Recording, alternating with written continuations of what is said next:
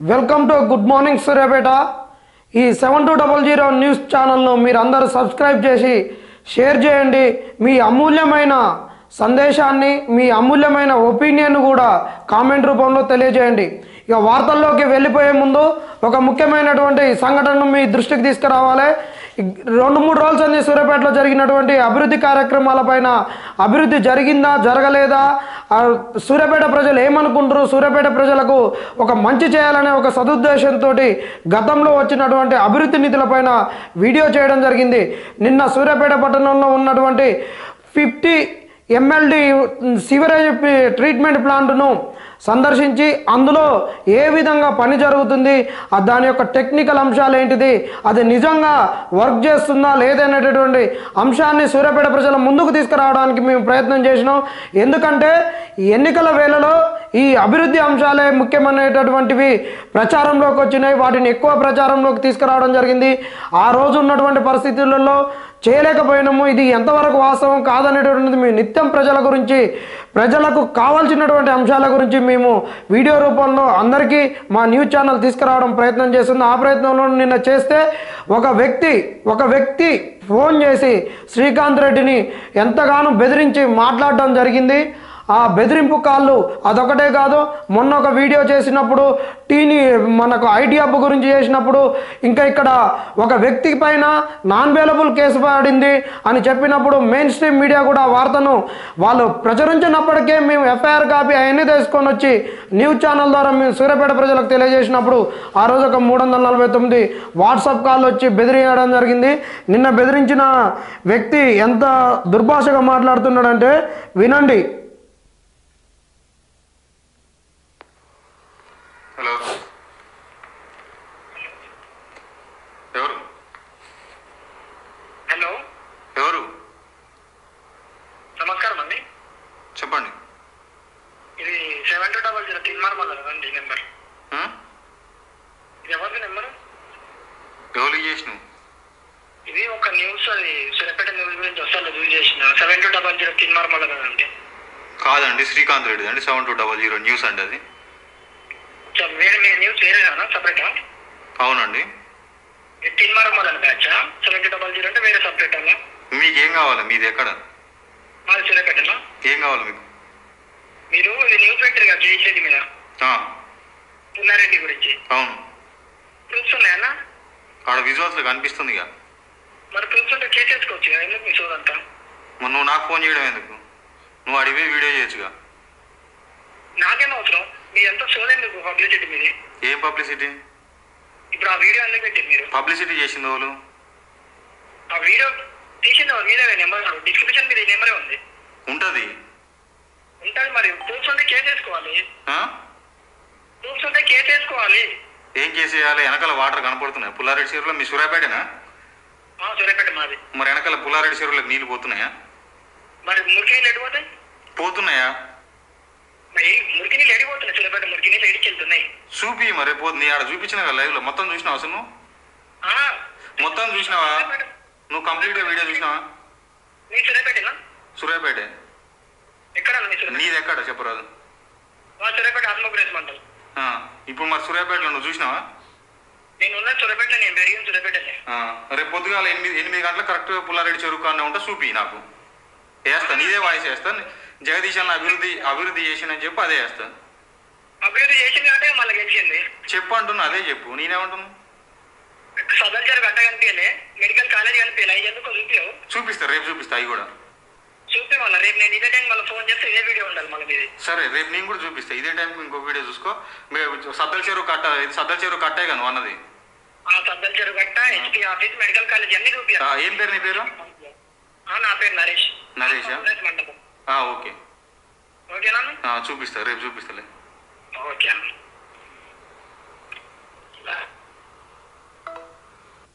ఇదండి. ఇక రేపు ఈ టైంకి చూపించకుంటే చూపించకుండా అనేటటువంటి అతని వాయిస్లో అర్థాన్ని మీరు గ్రహించండి.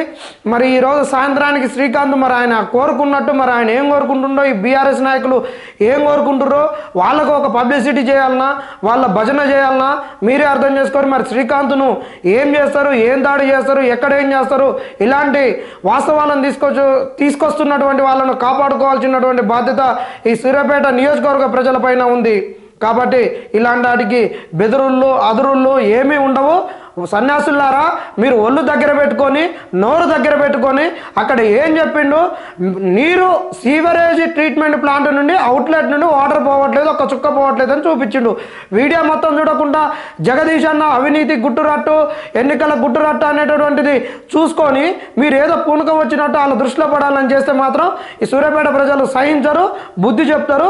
జాగ్రత్తగా ఉండండి. ఇంకా వార్తల్లోకి వెళ్ళిపోదాం. మత్తు హద్దు దాటుతుంది. బస్సుల్లో వాహనాల్లో ఏపీ నుంచి హైదరాబాద్కు తరలింపు. ఉమ్మడి నల్లగొండలోని రామాపురం, సాగర్, మట్టపల్లి మీదుగా రవాణా. ఉమ్మడి జిల్లాలో ఈ ఏడాది 42 కేసులు, 3.15 కోట్ల విలువైన 1260 కిలోల గంజాయి స్వాధీనం. అయితే నిన్న ఏమైందంటే సూర్యాపేటలో గంజాయిని పట్టుకున్నారు.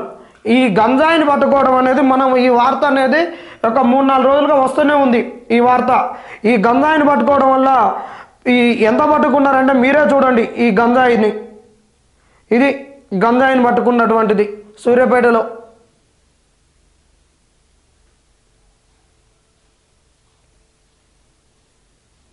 మేము నిన్ననే చెప్పినాం, మొన్న ఏమని చెప్పినాం అంటే ఈ సూర్యాపేట జిల్లాలో మిర్చి అనేటటువంటిది, మిర్చి పంటను, మిరప పంటను అధికంగా పండిస్తారు. ఈ చలికాలం మిరపతోట అనేటటువంటిది పూతకు వస్తుంది. ఆ పూతకు రావడంలో బంతిని, దీనిని, ఈ గంజాయిని అంతర పంటగా పండిస్తున్నారని చెప్పడం జరిగింది. ఈ గంజాయి అనేది ఈ ఉమ్మడి నల్లగొండ జిల్లానే వేరే రాష్ట్ర సరిహద్దులలో ఉండడంతో ఇది ఇక్కడికి రవాణా జరుగుతుంది. ఇంకొకటి ఏం చెప్తున్నారంటే ఇది ఇక్కడ ఉన్నటువంటి సూర్యాపేట పట్టణ ప్రజలు, సూర్యాపేట జిల్లా వాళ్ళు చెప్తున్నటువంటి అంశం ఏంటంటే ఇక్కడ మెడికల్ కాలేజ్ పడ్డది, ఇంజనీరింగ్ కాలేజ్ ఉంది. ఈ మెడికల్ కాలేజీకి వస్తున్నటువంటి పిల్లలు ఎక్కువ ఉన్నత కుటుంబాల నుండి వస్తున్నటువంటి వాళ్ళు, జర తల్లిదండ్రులు స్కూల్ అసిస్టెంట్లు అట్లా ఉన్నటువంటి వాళ్ళు, వాళ్ళకు నెలకు 2 లక్షలు, 1 లక్ష రూపాయల జీతాలు ఉన్నటువంటి గవర్నమెంట్ ఎంప్లాయీస్ పిల్లలు వీళ్ళందరూ వస్తుండడం వల్ల ఎక్కడ పోయినా కానీ మెడికల్ కాలేజ్ పిల్లలు డ్రగ్స్కి అలవాటు అవుతారు అనేటటువంటిది చెప్తున్నటువంటి అంశం. ఆ మెడికల్ కాలేజ్ పెరిగినాక ఇక్కడ ఒక గంజాయి కాకుండా మిగతా డ్రగ్స్ కూడా అమ్ముతున్నారు, ప్యాకెట్లలో తీసుకొని పోతున్నారు అని చెప్తున్నటువంటి అంశము. ఈ వార్త ఎప్పటి నుండో ఉంది. ఇక్కడ ఉన్నటువంటి పెన్బాడు మండలం సరిహద్దు మండల కేంద్రాల నుంచి పోలీసులు కూడా ఎంక్వైరీలు చేస్తున్నారు, కానీ దీన్ని పట్టుకొని పకడ్బందీగా చేయడం జరగడం లేదు. ఇంకొక విషయం కూడా మీ దృష్టికి తీసుకురావాలి. ఎన్నికల ముందు ఒక ఎఫ్ఐఆర్ కాపీ కూడా నా దగ్గర ఉంది. ఇక్కడ పెన్బాడు మండలంలో కొన్ని కిలోల నల్ల బెల్లాన్ని కూడా వీళ్ళు స్వాధీనం చేసుకోవడం జరిగింది. ఈ కొన్ని లారీలో వచ్చింది. ఎంత నల్ల బెల్లం అంటే దాదాపు ఒక 50 బస్తాలు, ఒక్కొక్క బస్తా వెయిట్. మళ్ళీ దాంట్లో స్ఫటికం కూడా వచ్చింది, మన సార వండే బెల్లం. మరి బెల్లము ఇవన్నీ ఎటు పోతున్నాయో మనం చూడాల్సినంత చూడాలి. మరి ఈ బెల్లాన్ని ఎటు తరలిస్తున్నారు, ఎక్కడికి పోతుంది, ఎక్కడికి తీసుకుపోతున్నారు వీళ్ళందరూ. ఒక్క నిమిషంలో మీకు ఎఫ్ఐఆర్ కాపీ కూడా మీ ముందుకు తీసుకొస్తున్నా.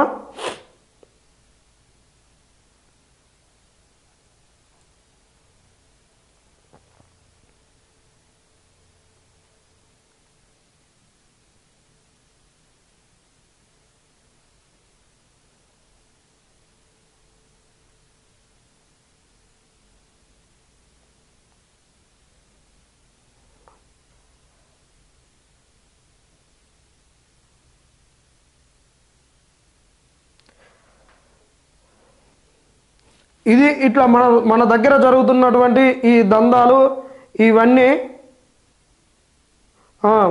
ఇగో ఇక్కడ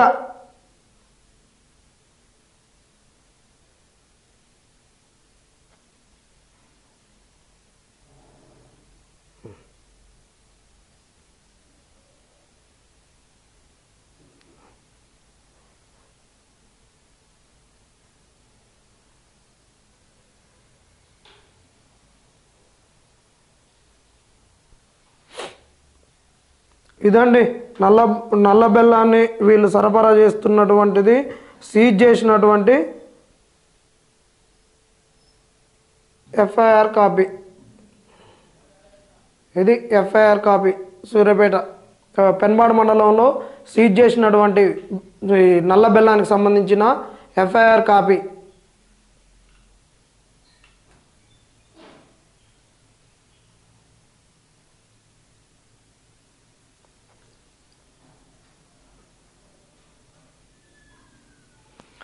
సో ఈ విధంగా ఈ నల్ల బెల్లము, స్ఫటికము, గంజాయి, ఇంకా కొకాయిను, హెరాయిను, ఇవన్నీ కూడా మత్తు మందులు అనేటటువంటి సూర్యాపేట జిల్లాలో విపరీతంగా దొరుకుతుంది.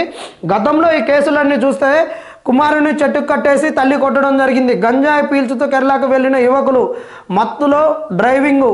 ఈ కేరళలోని పుణ్యక్షేత్ర దర్శనానికి కోదాడ నుంచి 13 మంది యువకులు వాహనంలో వెళ్ళారు. అదే అదునుగా యువకులు గంజాయి సేవించి వెళ్ళారు. వారిలో ఒక యువకుడు గంజాయికి దూరంగా ఉన్నారు. గంజాయి సేవించిన యువకులు క్షేత్ర సమీపంలో చేసిన అలజడికి భయపడిన యువకుడు వాహన యజమానికి ఫోన్ చేసి అంకుల్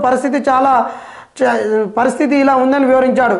ఇక ఈ గంజాయి తాగి వాళ్ళు బండ్లెక్కి కార్లెక్కి వాళ్ళు ఎడిపోతుర్రు, ఎక్కడ పోతుర్రు అనేటువంటిది తెలియని పరిస్థితులలో ఉన్నటువంటి అంశం జరుగుతుంది. కాబట్టి వీళ్ళు గంజాయి తాగి రోడ్డెక్కి బైక్ మీద ప్రయాణిస్తే వాడు చేసిన తప్పుకు నిండు ప్రాణాలు బలి కావాల్సి వస్తుంది. ఈ మత్తు మందు నుండి వీళ్ళను విడగొట్టాలంటే, ఈ మత్తును దులపాలంటే ఇక్కడ ఉన్నటువంటి ప్రజాప్రతినిధులు కొత్తగా ఎన్నికైనటువంటి ఈ కాంగ్రెస్ ప్రభుత్వము తెలంగాణను డ్రగ్ ఫ్రీ తెలంగాణగా చేయాలి. డ్రగ్ ఫ్రీ తెలంగాణ క్యాంపెయిన్ చేయాలి.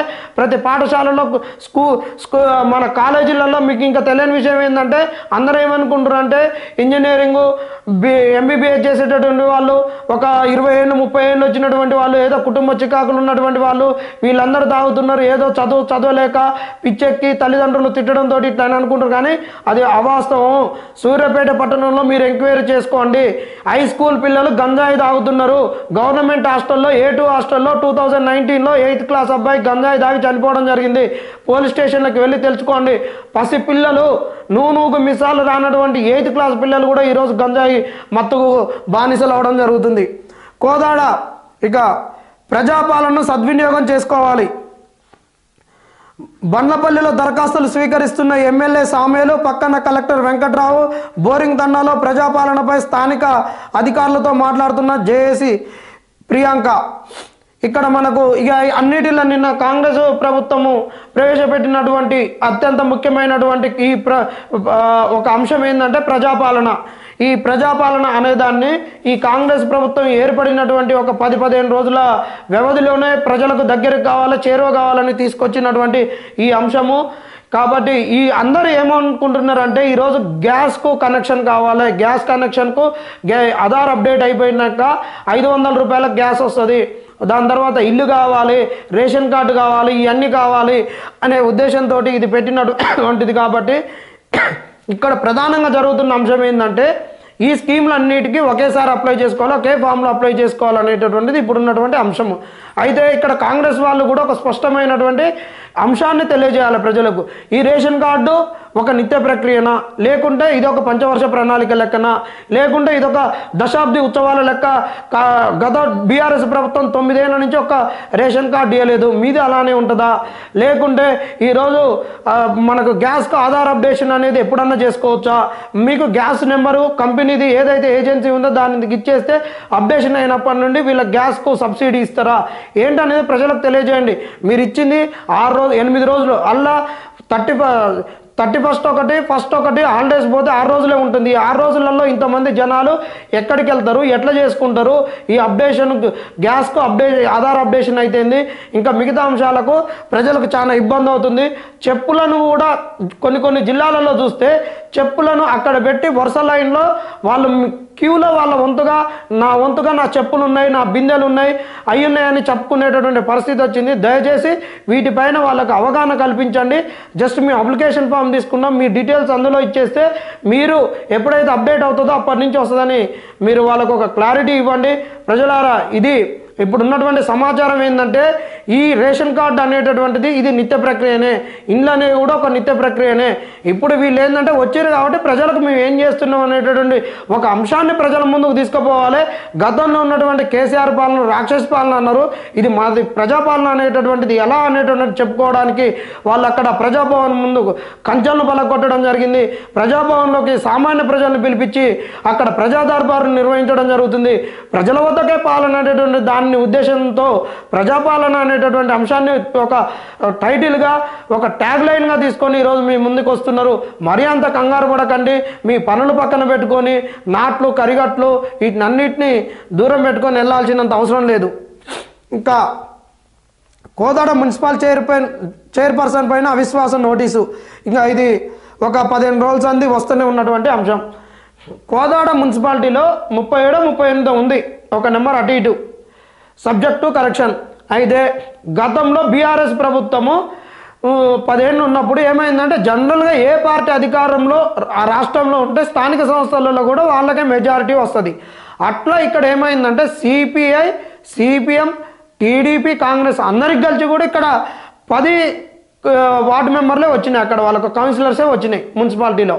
ఈ 10 కౌన్సిలర్లు వచ్చినాక ఈ ఎన్నికల్లో ఈ బీఆర్ఎస్ పైన వ్యతిరేకత ఉండడము, అక్కడ ఇక బీఆర్ఎస్ గెలవదు, ఉత్తమ్ పద్మ కన్ఫాము, గతంలోనే ఆయన తక్కువ మెజారిటీతో ఓడిపోయింది, ఇప్పుడు ఆమె గెలుపు ఖాయం అనేటటువంటిది గ్రహించినటువంటి అక్కడ స్థానికంగా ఉన్నటువంటి కౌన్సిలర్లు, బీఆర్ఎస్ కౌన్సిలర్లు 15 మంది ఈరోజు కాంగ్రెస్కి వచ్చారు. కాంగ్రెస్కి వచ్చేసరికి 10 + 15 25 అవుతుంది.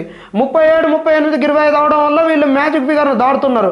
కాబట్టి వీళ్ళు మా మ్యాజిక్ ఫిగర్ దాటింది, మా పార్టీకి మీరు అవిశ్వాస తీర్మానం పెడితే చైర్మన్, వైస్ చైర్మన్ వస్తుందనే ఉద్దేశంతో వీళ్ళు అవిశ్వాస తీర్మానాన్ని పెడుతున్నారు.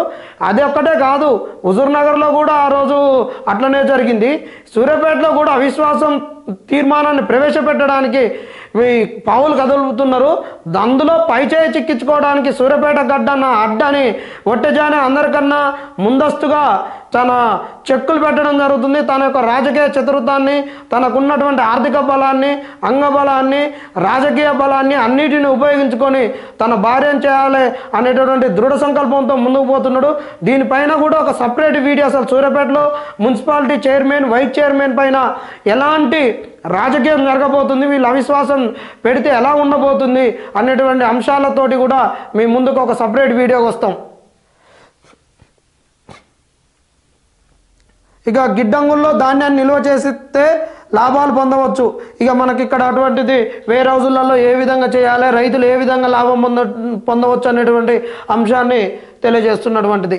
ఇక సూర్యాపేట జిల్లాకు సంబంధించింది సాక్షి పేపర్లోకి వెళ్ళిపోతే ధాన్యం ఎడిపోతుంది, అప్పగించిన ధాన్యానికి ఇచ్చిన సీఎంఆర్కు పొందన లేదు, సాకులు చెబుతూ కాలం వెల్లబుచ్చుతున్న మిల్లర్లు, కొన్ని చోట్ల నోటీసులు ఇచ్చినా పట్టించుకోవడం లేదు, ఏడాది కిందట సీఎంఆర్ ఇప్పటికే పెండింగ్, మిల్లర్ల మాయాజాలంతో ప్రభుత్వానికి నష్టం, మిల్లర్లతో అధికారులు కుమ్మక్కైనట్లు ఆరోపణలు. ఇది మనము గత వారం రోజుల సంది చూస్తున్నటువంటిదే. ఇది మన 7200 వేదికగానే ఇక్కడ మనకు ఉన్నటువంటి మిల్లర్లు ఇవన్నీ మనకు ఎక్కువ మిల్లులు ఉన్నాయి కాబట్టి మనమే ఆ వార్తను తీసుకురావడంతో ఈ వార్త లైమ్ లైట్లోకి వచ్చింది. ఇది చాలా అత్యంత ముఖ్యమైనటువంటి అంశం అని కూడా మనం నిన్న చర్చించడం జరిగింది. ఇక్కడ మనకు వడ్లు ఒక మిల్లుకు కొంత అలాట్ చేసినప్పుడు ఒక కింటా అలాట్ చేస్తే వాళ్ళకు 68 కిలోల రైస్ ఏమో ఉన్నది. ఇప్పుడు ఉన్నటువంటి వాళ్ళకు ఉన్నటువంటి అంశం ప్రకారము 68 రిటర్న్ చేయాలి, కానీ వీళ్ళు 68 ఏం చేయరు. ఇక్కడ ఎవరంటే సివిల్ సప్లై ఆఫీసర్ అనేటటువంటి అతను వాళ్ళకు అలాట్ చేయడము, వాళ్ళకు అలాట్ చేసినాక వాళ్ళ కానించి ఎంత రైస్ రావాలనేటటువంటి చూడడం కూడా సివిల్ సప్లై ఆఫీసరే చూడాల్సినటువంటి అంశం ఉన్నది. వాళ్ళ గతంలో ఉన్నటువంటి వాళ్ళు మీకు నిన్న కూడా చెప్పడం జరిగింది, రాజకీయ నాయకుల మిల్లులు అవన్నీ ఉండడంతో వాళ్ళు పట్టించుకోకపోవడంతో ఈ వ్యవస్థ అనేటటువంటి అస్తవ్యస్తంగా మారింది. దీన్ని సరిచేసి ఈ తెలంగాణ రైతులకు అందరికీ మేలు చేయాలి, తెలంగాణ ప్రజలకు సొమ్ము ఎవరి సొత్తు కాకుండా ఇది అందరికీ చెందేటట్టు చేయాలి. ఇక ఏదైతే జనార్దన మంచి అద్భుతంగా కూడా ప్రతిరోజు కూడా గుడ్ మార్నింగ్ సూర్యాపేట కార్యక్రమాన్ని కూడా అందిస్తూ ఉన్నారు. మరి ఏదైతే ధాన్యం ఎడిపోతుంది అనేటటువంటి వార్తకు సంబంధించి నిన్న ప్రధాన దినపత్రికలలో ఆదాబ్ హైదరాబాద్ కూడా ఒకటి ఉన్నది. ఆదాబ్ హైదరాబాద్ దినపత్రికకు సంబంధించి ఎవరైతే జర్నలిస్టు అంటే ఇక్కడ ఇన్ఛార్జ్గా ఉన్నటువంటి వాళ్ళు ఫోన్ చేస్తే ఫోన్ వాళ్ళకే అధికారి ఫోన్ చేసి ఒక ఆడియో మాట్లాడి పెట్టడం జరిగింది. అది ఒకసారి జనార్దన్ అన్న మీకు వినిపిస్తారు. సారీ, జర్నలిస్టుకే బెదిరింపులు. రికార్డ్ చేస్తున్నావు, నాకు తెలుసు, రికార్డ్ చేసుకున్నా, ప్రాబ్లం ఏం లేదు నాకు. నువ్వు జియో ఏం చెప్తుంది, ఎవరు అలాట్మెంట్ చేస్తారు ప్యాడీ, ఎవరు ఎన్ఫోర్స్మెంట్ అథారిటీ, ఎవరు తనిఖీ చేసి నివేదిక ఇవ్వాలి తెలుసా మీకు? మీ ఇప్పుడు వచ్చిన వార్తలో మీ పేరు నేనే జిల్లా మేనేజర్ సోయి లేదంటే ఉత్తిన పడుకుంటా. ఇప్పుడు మరి మేనేజర్ కాదన్నా, ఒకటి నువ్వు రాస్తే నేనేం బాధపడట్లే, కానీ నువ్వు రాసేది వాస్తవాన్ని రాయి. నేను ఎందుకు రాసినావు అని అడగట్లే, నువ్వు రాసిన దాంట్లో నాకేం ఇబ్బంది లేదు. బట్ కానీ నేనా ఇంకొక వ్యక్తినా, ఎవరు ప్యాడీ అలాట్ చేస్తారు విల్లులకు? ప్యాడీ అలాట్మెంట్ చేసేది డిఎస్ఓ. ఓకే, అలాట్ చేసిన ప్యాడీకి కస్టోడియన్ ఆఫీసర్ ఎవరు? దానికి సంబంధించి రికవరీ చేయాల్సింది డిఎం సివిల్ సప్లై. రికవరీ చేయించాల్సిన బాధ్యత కూడా అలాట్ చేసిన ఆయనే. రికవరీ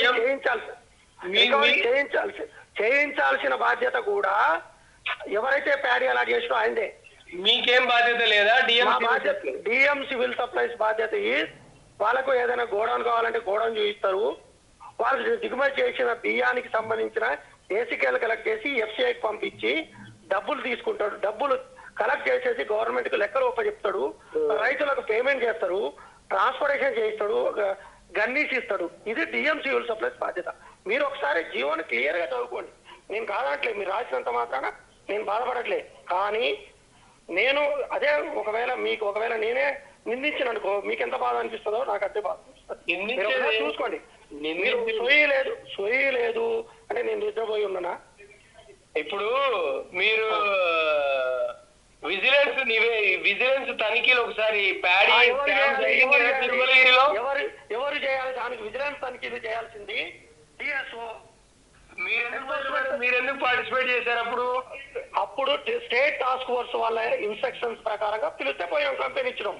ఓకే, అర్థమైందా? తర్వాత ఇప్పుడు మీరు అంటే ఇక్కడ రికవరీ చేయాల్సినటువంటి బాధ్యత ఎవరికి ఉంది అంటా ఉన్నారు. అసలు ఈ గోడౌన్లలో వాళ్ళకు గోడౌన్లు కేటాయించి స్థలాలు చూపించి వాడిని దాచే బదులు మరి ప్రభుత్వమే ఒక గోడౌన్ కలెక్టర్ ఆఫీస్ పక్కనే బొచ్చెడు వెంచర్లు అయినాయి కదా, పక్కనే ఒక గోడౌన్ నిర్మించి ఏదైతే ధాన్యాన్ని కొనుగోలు చేస్తారో ఆ స్టోరేజ్లో అక్కడ పెట్టుకొని రోజుకు ఒక కింటా బియ్యం పంపించి వాడు బట్టి పంపినాక ఇవ్వచ్చుగా. కింటా అంటే ఎగ్జాంపుల్ చెప్తా ఉన్నా, కింటా లేదంటే 100 క్వింటాలు లేదంటే ఒక 5 టన్నులు అట్లా ఇచ్చి ఈ రోజు బియ్యం ఆ రోజు తీసుకుంటే అయిపోద్ది కదా. వాని ఓన్ కింద పెట్టి వాడు సర్క్యులేషన్ అంటే రొటేషన్ చేసి రీసైకిల్ చేసి పైసలన్నీ రొటేషన్ చేసుకొని మా బాధ్యత కాదా, మీ నిద్రపోయినావా, మా సోయి లేదంటే అధికారులే కుమ్మక్కై మిల్లర్లతో అధికారులు కుమ్మక్కైనట్టు ఆరోపణలు ఉన్నాయి. మరి మీరేమన్నా కుమ్మక్కయ్యరా? మరి అధికారి ఎవరైతే బెదిరింపులకు పాల్పడతా ఉన్నాడు, బెదిరింపులు అంటే మాకు ఎట్లా అనిపిస్తుంది అంటే మీ అధికారంతో కదా వాళ్ళందరికీ అన్ని టన్నుల బియ్యం, అన్ని మెట్రిక్ టన్నుల బియ్యం ఏది రికవరీ ఏమైంది? 5% అయిందా? 95% ఇంకా బకాయిలే ఉన్నాయి. ఇప్పటివరకు ఇచ్చింది 1,80,000 బకాయిలు ఎన్ని ఉన్నాయి చూడండి, 2,14,000 మెట్రిక్ టన్నులు. యాసంగిలే 2,03,000 మెట్రిక్ టన్నులు పెండింగ్లో ఉన్నది యాసంగికి సంబంధించి. మరి ఇవన్నీ ఓనికి పోవాలి, సొమ్ము అంతా ఓన్ సొమ్ము. కాబట్టి మీరు సోయి లేదని కాదు, మీకేమన్నా మరి నిజంగా అది మిల్లర్లు అధికారులు కుమ్మక్కయ్యి చేస్తా ఉన్నారా కూడా ఒకసారి ఆలోచించుకోవాలి. కాబట్టి ఏదైతే జర్నలిస్టులు రాస్తారు బరాబర్ రాస్తారు, ఎవరికి కూడా భయపడాల్సినటువంటి అవసరం లేదు. కాబట్టి భయపడకుండానే రాస్తారు. మరి సోయి ఉందా లేదా అనేది ఈ పనితనంలో మరి సోయి ఉందా లేదా అనేది క్లియర్గా కనిపిస్తుంది. ఇది మిగతా వార్తలన్నీ కూడా జనార్దన్ అందిస్తారు మీకు. ఇక మీరు చూడాలి, ఆయన అన్నాడు ఆ రోజు విజిలెన్స్ వాళ్ళు వస్తుంటే స్టేట్ వాళ్ళు వస్తుంటే పోయిందని. మరి అప్పుడు నువ్వు చేసిన విజిలెన్స్ ఉంది, అప్పటి నుండి కూరుకుపోయినటువంటి అవినీతే కదా. ఎంత బకాయిలు ఉన్నాయి చూడండి. ఒక్కొక్క మిల్లర్కు లక్షల టన్నులటువంటి వేల టన్నులు. ఒక ఆయనకు ఉంది 5,000 మెట్రిక్ టన్నుల డ్యూ, ఇంకొక ఆయనకు 1,000 మెట్రిక్ టన్నుల డ్యూ. వీళ్ళు ఏం చేస్తున్నారంటే ఇక్కడ వచ్చినటువంటి మనకు కంట్రోల్ బియ్యం ఏదైతే వస్తుందో రేషన్ బియ్యాన్ని తీసుకొని రీసైకిల్ చేస్తున్నారు. ఈ చేతివాటంగా ఈ ఎక్స్పోర్ట్ చేసుకోవడము, దీన్ని కృత్రిమంగా క్రియేట్ చేయడం అనమాట. ఈ రైతులు ఉండరు, మిల్లర్ ఉండడు, ఎవడున్నాడు. ఒక పేపర్ మీద ఒక షెల్ కంపెనీ క్రియేట్ చేసినట్టు రౌండ్ ట్రిప్పింగ్ చేస్తూ ఒక్కొక్కడు రాజకీయ నాయకులకు మిల్లర్లకు అందరికీ 1,000 కోట్లు ప్రజాస్వామ్యం అనేది దుర్వినియోగం అవుతుంది.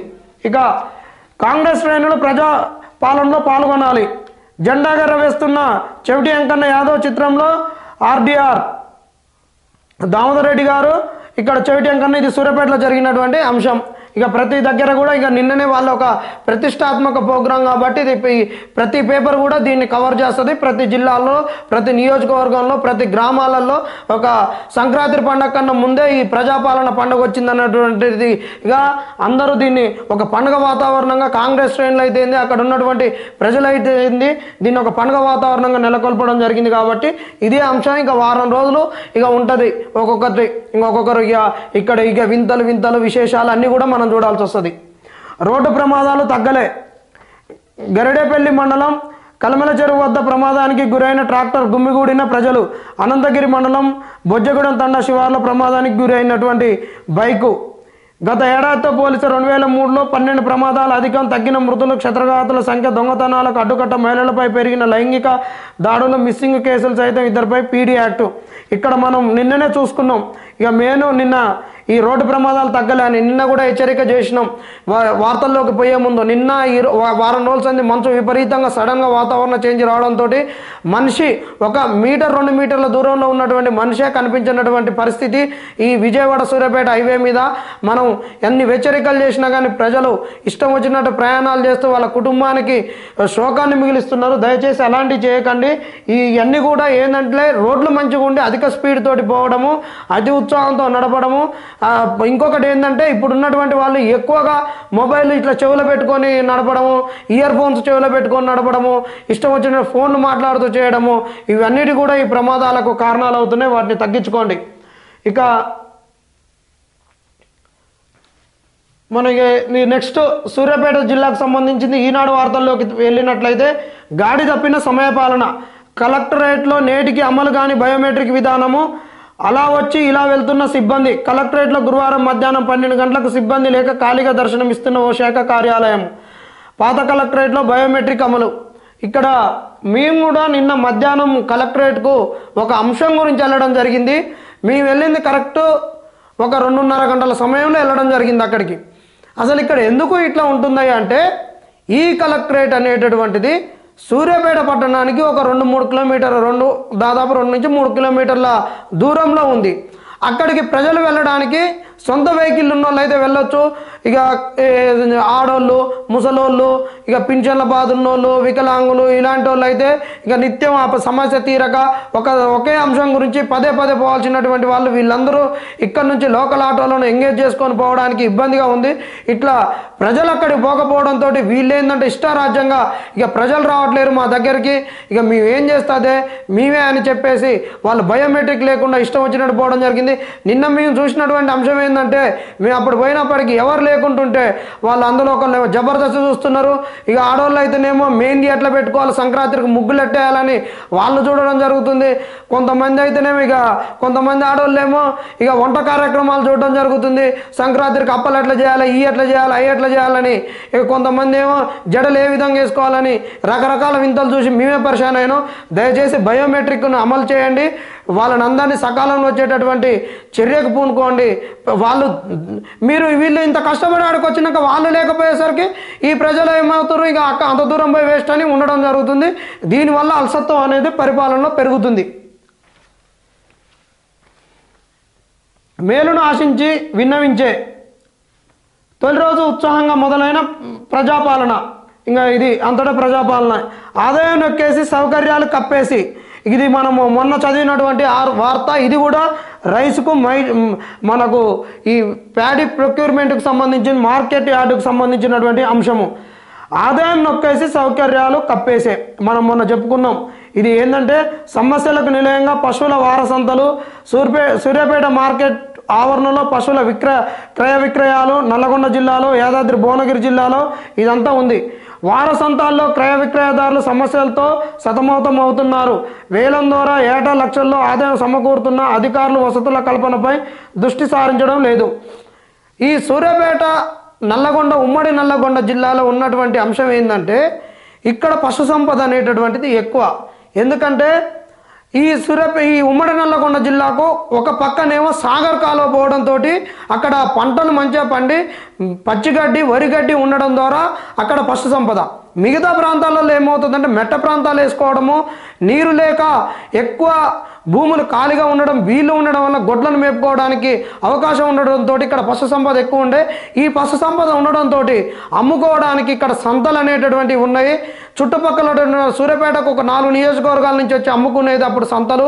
ఇప్పుడు ఇక్కడ అవంతిపురం సంత కూడా గొర్రెలకు చాలా ఫేమస్. ఈ బీఆర్ఎస్ ప్రభుత్వం తీసుకొచ్చినటువంటి అతి ముఖ్యమైనటువంటిది ఏందంటే యాదవులకు గొర్రెలు ఇస్తామనేటువంటిది. ఎన్నికల వేళ యువత అన్నారు, మాకు గొర్రెలు కాదు, పందులు కాదు, ఇవి కాదు, అవి కాదు, మాకు కావాల్సింది ఉద్యోగాలని ఒక నినాదంతో నిరుద్యోగులు కంకణం కట్టుకొని బీఆర్ఎస్ ప్రభుత్వాన్ని ఒడగొట్టిర్రు. అలా యాదవులకు ఇచ్చినటువంటి గొర్రెలను కొనిచ్చేటటువంటిది ఈ యావత్ రాష్ట్రానికి కూడా అవంతిపురం వేదికగా జరిగేది. ఎక్కడి నుంచి నాగపూర్ నుంచి తీసుకొచ్చేది, అక్కడ మళ్ళీ రైతుకి ఇచ్చేది, బెనిఫిషియరీకి ఇచ్చేది, మళ్ళీ వాళ్ళు తీసుకునేది. అదొక సైక్లిక్గా జరిగేది. కానీ పేపర్ల మీద మాత్రం అది ఉండేది. అంతటి పెద్ద ఇక్కడ చెప్పాల్సిన అంశం ఏంటంటే రాష్ట్రానికే గొర్రెలను అందించినటువంటి అంత పెద్ద మార్కెట్ అవంతిపురం ఉంది. ఇలాంటి మార్కెట్లలో ఏం జరుగుతుందంటే అక్కడ వాళ్ళ పైన పన్నులు వేయడము, అక్కడి నుంచి వచ్చిన ఆదాయాన్ని మున్సిపాలిటీలకు అక్కడ ఉన్నటువంటి గ్రామ పంచాయతీకి ఇట్లా ప్రభుత్వానికి ఆదాయం పోతుంది. కానీ వాళ్ళ ఆదాయం తీసుకున్న వాళ్ళు అక్కడ వచ్చినటువంటి రైతులు ఎవరు అవుతారో వాళ్ళ పశువులను తీసుకొని వచ్చి ఉదయం 5 గంటలకు 6 గంటలకు వస్తారు. వాళ్ళు 6 గంటలకు రావాలంటే 4 గంటలకు లేచి తోలుకొని రావాలి. వచ్చినోనికి అక్కడ టిఫిన్ ఉండదు, నీళ్లు ఉండవు, ఎండకు ఒక షెడ్లు ఉండవు సేద తీరడానికి. మనకు ఏదైతే నిన్న మార్కెట్ యార్డ్లలో ఉన్న పరిస్థితి ఈ సంతలలో ఉంది. ఆదాయం దండిగా వస్తుంది, ఆదాయం ఎక్కువ వస్తుంది, కానీ వాళ్ళకు సౌకర్యాలు కల్పించడం లేదు. దయచేసి వాళ్ళకు సౌకర్యాలు కల్పించండి. దరఖాస్తుల స్వీకరణలో పారదర్శకత పాటించండి. కలెక్టర్ ఆత్మకూరు ఎస్ దుబ్బతండలో ప్రజాపాలన అధికారులతో మాట్లాడుతున్న అదనపు కలెక్టర్ ప్రియాంక. ఇక ఇది మనం ఇంతకుముందు చూసినటువంటి అంశమే. ఇక ఈనాడు అయిపోయింది. సూర్యాపేట జిల్లాకు సంబంధించినటువంటి ఒక ఈ వార్తలను చూడడానికి మనం నమస్తే తెలంగాణలోకి వెళ్దాం. నమస్తే తెలంగాణలోకి వెళ్ళినప్పుడు ఇక్కడ కూడా ప్రజాపాలనకు సంబంధించినటువంటి ఒక అంశం ఉంది. ప్రజాపాలనకు శ్రీకారం, 6 గ్యారంటీ స్కీమ్ల కోసం దరఖాస్తులు షురు. గ్రామానికి 2 నుంచి 4 కౌంటర్ల ఏర్పాటు, హెల్ప్ డెస్క్, మహిళలకు ప్రత్యేక కేంద్రాలు, ప్రజలకు అవగాహన ప్రచారం కల్పించిన యంత్రాంగం. దరఖాస్తులకు జనం నుంచి స్పందన అంతంతే. పలు చోట్ల దరఖాస్తు పారాలు లేక వెనుదిరిగిన ప్రజలు. ఆయా నియోజకవర్గాల్లో కార్యక్రమాన్ని ప్రారంభించిన ఎమ్మెల్యేలు. ఇక ఈ దరఖాస్తుల గురించి ఇంకోటి చూస్తే ప్రజాపాలన సద్వినియోగం చేసుకోవాలి. దీనికి సంబంధించినటువంటి అంశమే. ఇక ఇందులో ఉన్నటువంటిది ఈ 2 ప్రధాన అంశాలు ఒకే అంశానికి సంబంధించిన గతంలో చూసిందే. ఇంకా మిగతా పేపర్లు ఇక్కడ ఫారాల గురించి ఏంటంటే మీరు ఫికర్ పడకండి. ఇవాళ ప్రతి చిన్న గ్రామంలో కూడా ప్రింటౌట్లు ఉన్నాయి, జీరాక్స్ సెంటర్లు ఉన్నాయి. మీరు అది దాని మీద కోడ్ ఉండదు, దాని మీద ఎగ్జామ్లో ఈ టీఎస్పీఎస్సీ నిర్వహించినటువంటి ఎగ్జామ్ లెక్క దాని మీద ఏదో ఓఎంఆర్ నెంబర్లు అయ్యి లేవు, గజిబిజి అయినాయి, మా నెంబర్ ఎక్కడ మిస్ అవుతుందో అని మీరు కంగారు పడాల్సినంత అవసరం లేదు. దీనికి ఏం లేదు, మీరు ప్రింట్అవుట్ తీసుకొని మీ ఇంట్లో చదువుకున్న అబ్బాయి ఉన్నా నింపుకోవచ్చు. అదేదో ఇప్పుడు మీరు అది నింపనంత మాత్రాన మీ గ్రూప్ 1 ప్రిలిమ్స్ మిస్ కావట్లేదు, గ్రూప్ 2లో ఎంఆర్ఓ ఉద్యోగం పోవట్లేదు, మీ పిల్లలకి ఇంకేం కావట్లేదు, లేకుంటే మీ ఇల్లు కూడా వచ్చి తాకట్టు పెట్టుకోవడం లేదు. కానీ జస్ట్ మీరు ఒక ఫామ్ ఏడున్నా మీరే నింపుకోండి, మీకు ఏమేమి ఉన్నాయి ఏం లేవు అంతే. వచ్చినప్పుడు వాళ్ళకి ఇవ్వండి, వాళ్ళు తీసుకుంటారు, దాన్ని స్క్రూటినీ చేసుకుంటారు, ఇస్తారు. ఆ సెలక్షన్ మెథడు అవన్నీ ఎట్లా చేస్తారు ఏంది అనేది వాళ్ళు చూస్తారు. జస్ట్ మీరు అప్లికేషన్ ఫామ్ సబ్మిట్ చేయడమే అంతే. రేపు ఇవ్వకపోతే ఏదో కొంపలారిపోతున్నట్టు ఆ రోజు ఏదో కేసీఆర్ ఒకటి పెట్టిండుగా రాగానే 2014 ఇంటింటి సర్వే అని, కుటుంబ సమగ్ర సర్వే అని, అప్పుడైతే ఎంత అంగార్పాటాలు చేసిరు. ఇక ఆ రోజు మిస్ అయితే ఇక మీరు జనాభా లెక్కల్లో ఉండరు, ఇక మీకు రేషన్ కార్డు ఉండదు, మీకు ఇల్లు ఉండదు, అందరు రావాలని ఆ రోజు అంగార్పాటాలు చేసినట్టు ఇట్లా ఏముండదు. ఇది ఒక సైక్లిక్ ప్రాసెస్. జస్ట్ ఇది ఒక ప్రజలకు అందరికీ వాళ్ళు చేస్తున్నటువంటి ప్రోగ్రాము.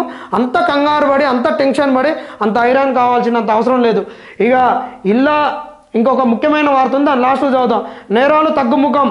ఈ ఏడాది నల్లగొండ జిల్లాలో తగ్గిన క్రైమ్ రేటు. జిల్లా వ్యాప్తంగా 132 క్రిమినల్, 7,542 సాధారణ కేసులు నమోదు. జిల్లా పోలీసుల సమిష్టి కృషితో శాసనసభ ఎన్నికలు విజయవంతం. పెరిగిన రోడ్డు ప్రమాదాలు, వాటి నిర్వహణకు ప్రత్యేక చర్యలు. ఇక్కడ ఏ విధంగా 2000 నుంచి 2021, 22, 23 వరకు ఇట్లా ఏ విధంగా క్రైమ్ రేట్ తగ్గుతుంది అనేటువంటి చెప్పినటువంటిది. ఈ జిల్లాలలో నేరాలు అనేవి తగ్గినాయి, కాకపోతే రోడ్డు ప్రమాదాలు పెరిగినాయి అంటున్నారు. నేరాలు తగ్గడానికి కూడా కారణం ఏంటంటే ప్రజలలో ఎడ్యుకేషన్ పెరిగింది, మొబైళ్ళల్లో కూడా చూస్తున్నారు. ఏంటంటే మేము ఏం చేసినా కానీ దొరికిపోతారా భయ్, అనేటటువంటిది కూడా ఒక చైతన్యం వచ్చింది. ఏదో తప్పని పరిస్థితులలో భూతగాదాలు వాటిళ్లలో క్షణిక ఆవేశాలతోటి భార్యాభర్తలు ఈ బంధుత్వాల ద్వారానే ఎక్కువ కేసులు అవుతున్నాయి. వాళ్ళ మధ్యలో వస్తున్నట్టు గొడవలే. అట్లా క్రైమ్ తగ్గుతుంది. ఇంతకుముందు ఏదో రాజకీయ కక్షలు అలాంటివి ఏం లేవు. అదొకటి. ఇంకా పోతే ఇక మనకు రోడ్డు యాక్సిడెంట్లు ఇక్కడ ఏంటంటే నల్లగొండ అద్దంకి హైవే ఉంది, ఇటు విజయవాడ హైవే ఉంది.